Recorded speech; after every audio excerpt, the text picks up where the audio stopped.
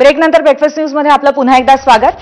येत्या 4 आठवड्यामध्ये देशामध्ये नैऋत्य मोसमी वाऱ्यांची गती वाढून वेळेपूर्वीच मोसमी पाऊस केरळमध्ये दाखल होण्याचा अंदाज आहे। अंदाज अर्थातच भारतीय हवामान विभागाने वर्तवलाय। साधारणतः जूनच्या पहिल्या आठवड्यामध्ये केरळमध्ये नैऋत्य मोसमी वारं दाखल होईल आणि त्यानंतर ते हळूहळू देशाच्या इतर भागांमध्ये पसरेल। यंदा केरळमध्ये वेळेपूर्वीच मोसमी वारे दाखल होण्याची शक्यता हवामान विभागाने व्यक्त केली आहे। तर मुंबईमध्ये आज आणि उद्या वादळी वारे आणि ढगांचा गडगडाट आणि विजांच्या कडकडाटासह जोरदार पाऊस पडणार असल्याचा अंदाजही हवामान खात्याकडून वर्तवण्यात आलाय।